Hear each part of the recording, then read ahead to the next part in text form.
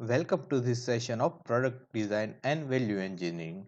I am Pratik Moria, and in today's session we'll discuss about different methods which are to be used during evaluation of material selection.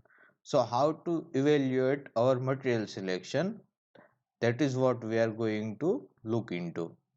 There are different methods which can be used during uh, um, evaluating our different materials. So how, if we have five different candidate materials, uh, and we want to finalize any one from the five, so how to evaluate those five different materials? Remember that all those five materials will be fulfilling our specified need. So there are basically these five methods which can be used.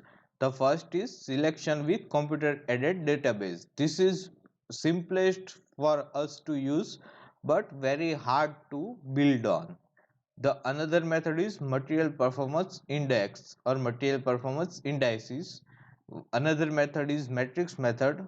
Then there is a pug method, and there is weighted property index. Let us discuss all these one by one. First of all, let us see what do we mean by selection with computer aided database. In this method, there will be a database stored in computer. In this database, we will have different materials and different properties of these materials will be stored there. So if I want a material which need to be more stronger than 60 kilo gram force per mm. Suppose my requirement is 60 kilogram force per mm square. So I will give a lower limit of 60 kilogram force per mm square, and the materials which will have the properties of strength greater than 60 kilogram force per mm square will be shortlisted. From that I will have, suppose I have another criteria that material should have density less than 5 kilogram per meter cube. So I will put another limit and it will give me those materials. Basically 5 kilogram per meter cube is density for gases only, or some liquids we can say, or sponge may have that density, but otherwise all the materials will have densities in say 1000 kilogram per mm cube.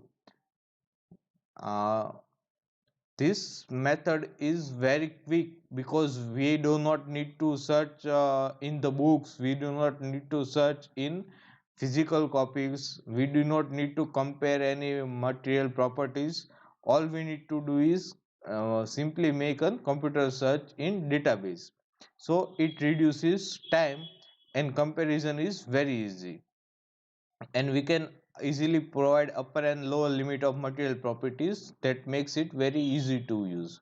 While this method is very easy to use, it is very difficult to build a database with thousands of materials property, and we also need to consider that there are material science is advancing day by day, and a number of materials are coming, a number of materials with new properties are introduced in market every day. So it is a tremendous task to build such a database. Also building such a database will require a huge space of in terms of data, and it will require also cost. So it is the limitations of these systems. The another method is material performance index. In this method what we will do is we will make a function of the desired material properties. This function basically will represent an optimum solution, and we will try to optimize this function. For example, if we want a lightweight and tough material for bicycle, because bicycle frame should be tough, it should not break easily, also the weight of the bicycle frame should be less. So I need a material which have high strength and which should have low density.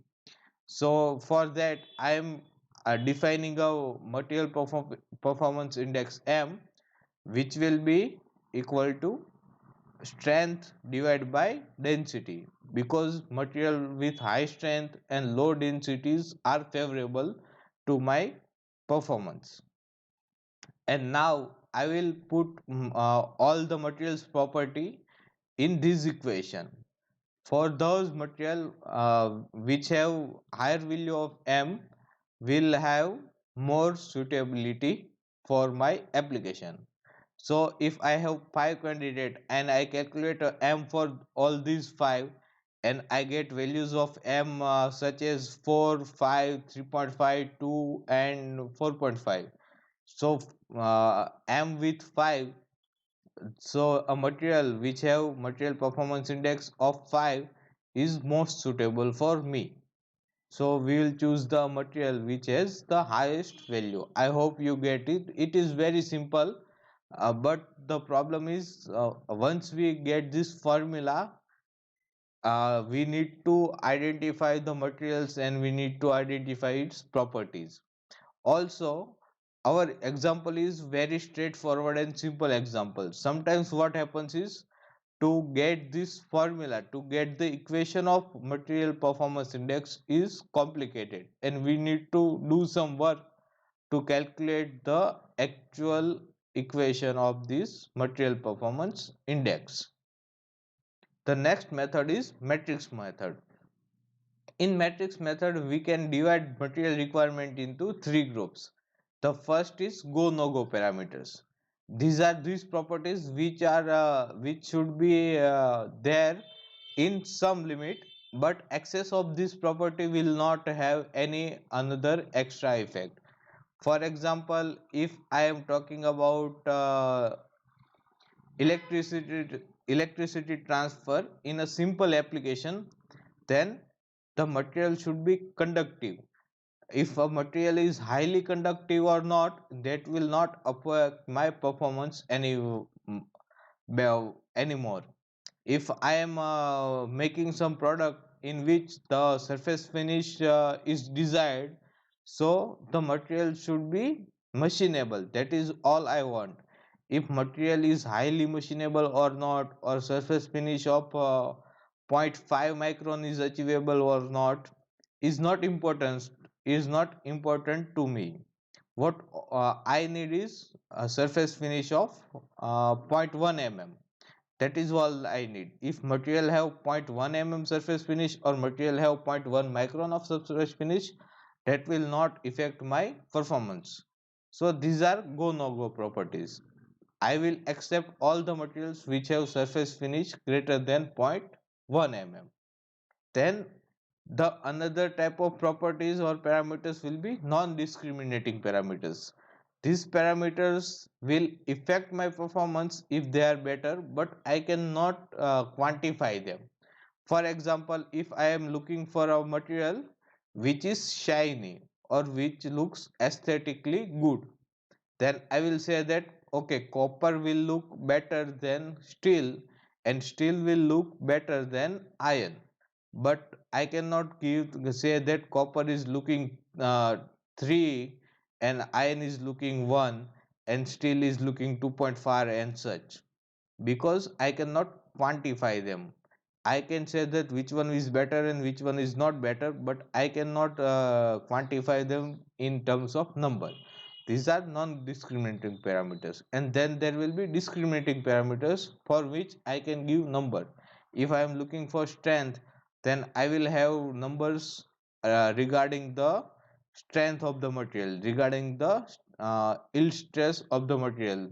I will have data of tensile stress of materials, I will have data of toughness of materials. So all these properties are discriminating parameters which can be actually put in numbers. And in matrix method, what we will do is we'll make a matrix and we will list all the materials which are candidate materials, and we will compare all these materials in all these three properties. We will check go no go parameters first.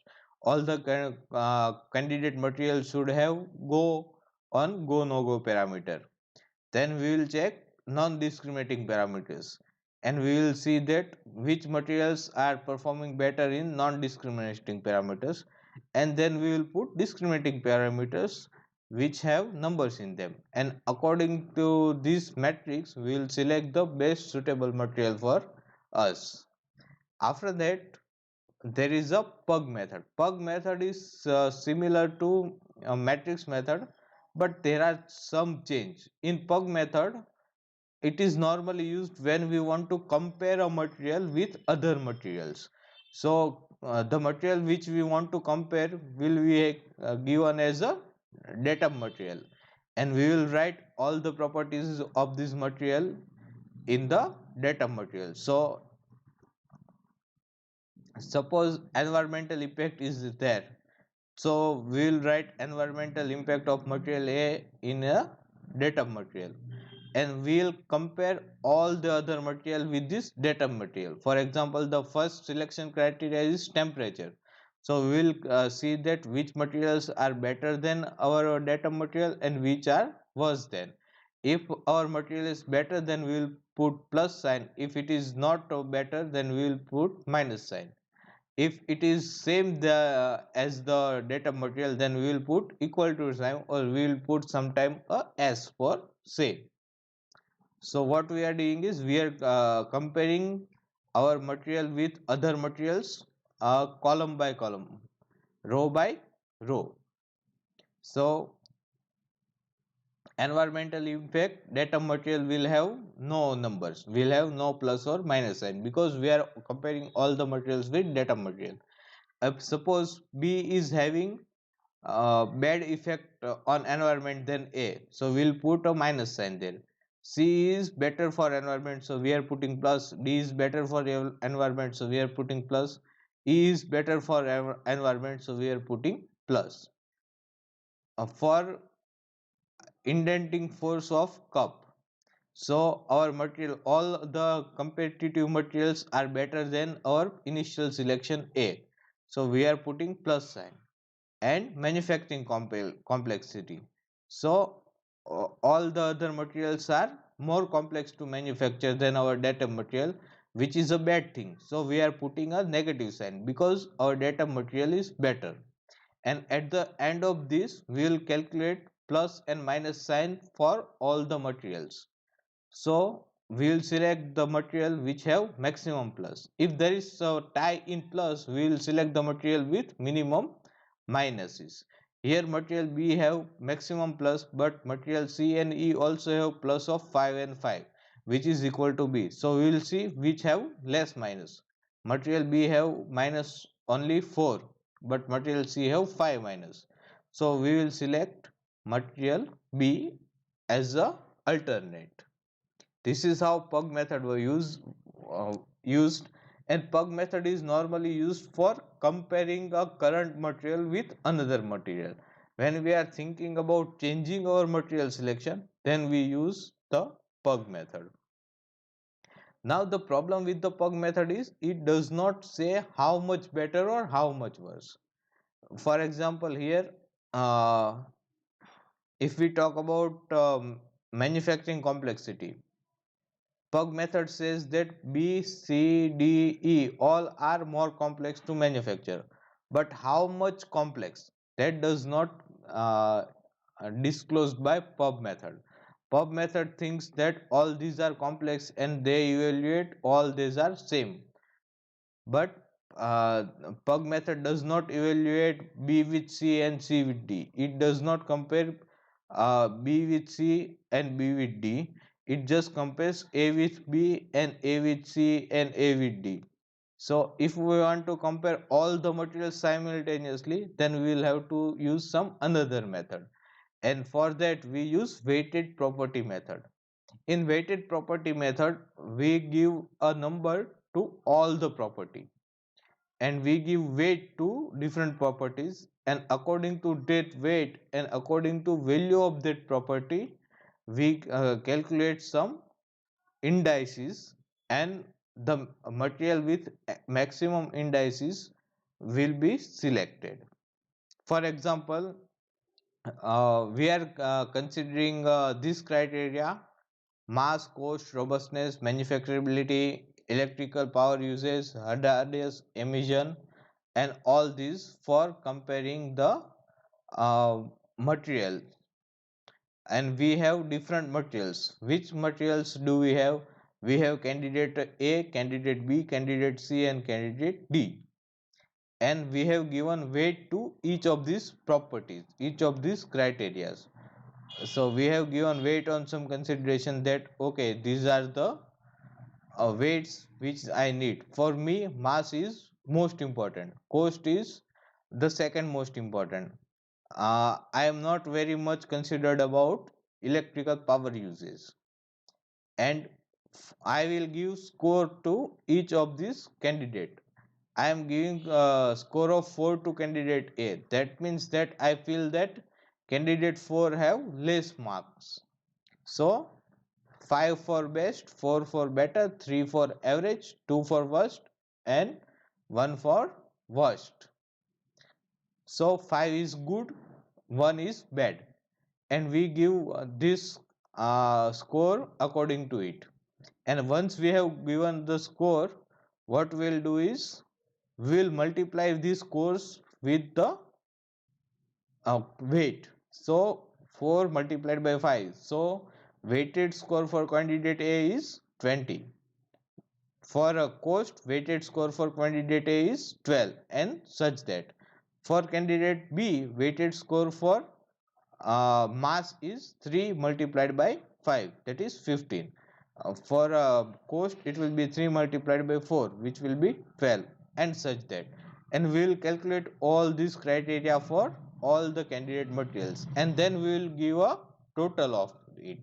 We will make a total of it, and the material which have the highest total will be considered the best for the alternative options. In our case, candidate A and candidate C will have same score. So, according to weighted property method, though both of these materials are same useful, but we can discriminate between these two materials manually if we see that which properties are more useful, or we can redistribute this weight. If there is tie, we can change our weight accordingly, and we can say that okay, I will select this material. For example, here in hazardous emission, the material A is having score of 1. That means that material A is likely to be hazardous, while material C is having score of 4, which means that material C is less likely to be hazardous. So I will obviously select material C. So this is how we can select or evaluate different materials based on these different criteria.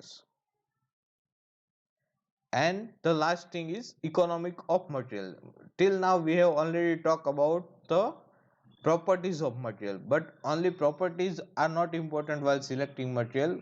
We also need to think about economic also, because it will be ultimately the main criteria. While thinking about economic, we also think about cost of raw material plus cost of processing and cost of disposing, and we need to balance between performance and cost. Because if say that I am producing, I am selecting the best quality material. For example, I want to manufacture a component in which there will be electricity conduction.